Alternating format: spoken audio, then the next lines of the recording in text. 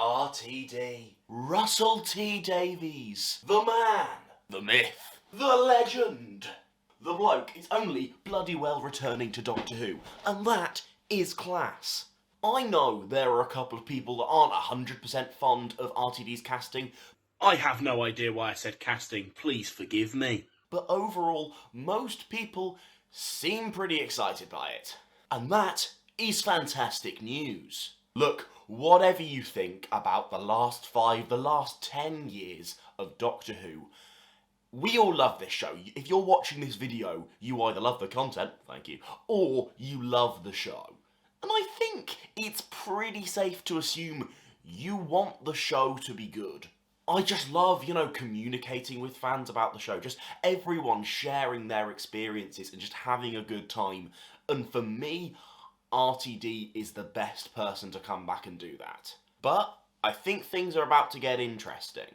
I think most of you know RTD has been away for over 10 years, and 10 years changes you a lot. Like 10 years ago, I was 9. 10 years changes you a lot. So what I thought would be cool in this video is let's have a look at Russel T Davies and what I think he'll do with RTD2 compared to RTD1. Video ideas. So first of all, what's he not gonna do? One of the interesting things I find when I go back and rewatch his first era is he kind of changed what he kind of wanted to do with the show when he saw the sort of things that were working and he saw what wasn't. For example, one of the things he saw worked right was that the Rose stuff, the family gave it quite a bit of grounding, if that makes sense. So he continued that on with Martha having a family and Donna and Wilf, my boy Wilf. Like, I think Wilf is just the best Doctor Who character ever.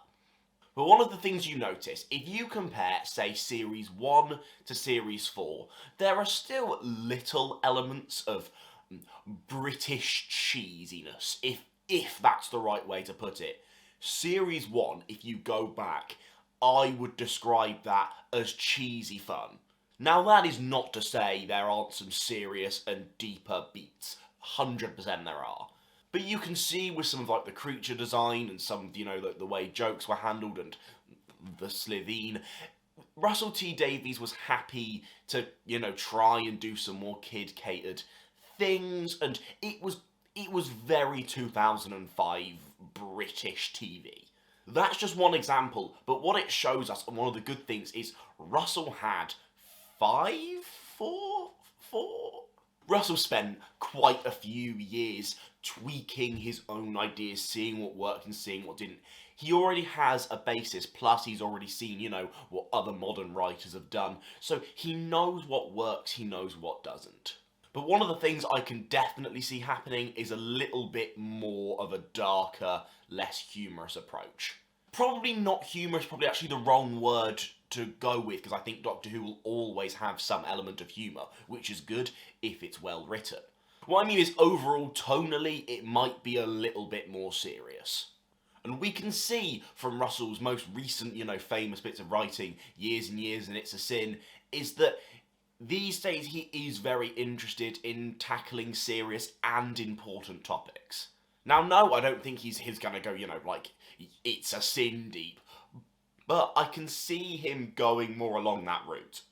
Especially as, let's face it, he's not going to want to bring us just the show that he's done. I think he said in interviews, if he was just coming back to do exactly the same old shtick, it just wouldn't be exciting for him. And I can understand that. Another change to expect. The 14th Doctor hasn't been announced. Don't expect a white man. Now, that statement is going to send a certain type of person into a frenzy, and if that's you, feel free to leave a dislike, call me a pleb in the comments, and sod off. Now we've gained our community of reasonable people, I would expect that. Now, yes, I can pick out names of white British actors that I think would be fantastic for the role. If Michael Sheen got announced to be the next Doctor, I would love it. I would really, really love it. I think he would smash it, and I think he would be one of my favourite incarnations because I know he could do it. But let's be honest, we had over 50 years of white men piloting the TARDIS.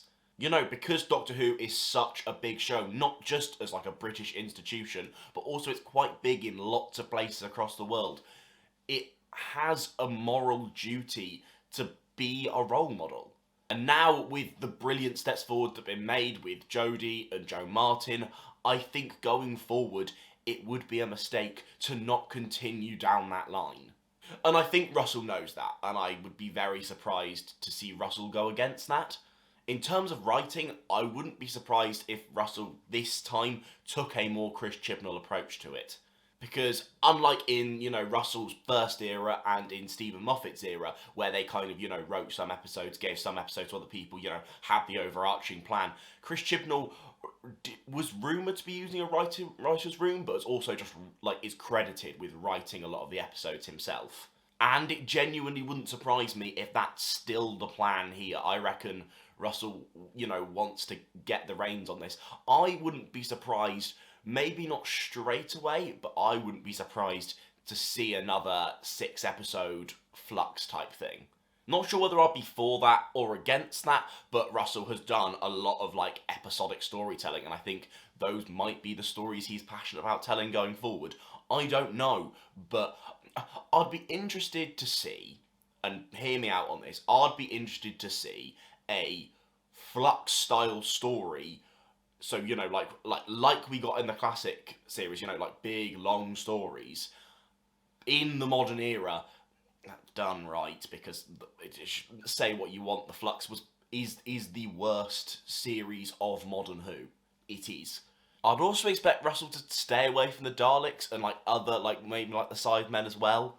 Obviously, you know, he can have had ideas since then, but he never really knew what to do with, like, the iconic monsters. They were never his forte. So I would expect more, you know, I'd expect a lot of iconic monsters. I'd expect monsters to come back from the classic series.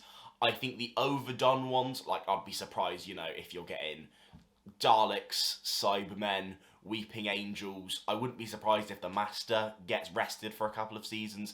I don't think he wants to explore these characters that have been done to death in the modern era. This is the part where you lot come in. What do you expect from RTD2? Overall, I'm a little bit nervous, just because I just want Doctor Who to go back to the show I love, and if I'm completely honest, I've been, as I've said in previous videos, I've been let down by previous eras, and I just want the show to be good, because that's why I'm a fan of it. Thank you very much for watching. It would be nice if you could subscribe. Thanks, lads. If you want to see why, for me, the Chris Chibnall era just hasn't worked as a whole package, you can click the video in the card here. Thanks for watching, and I'll see you guys next time.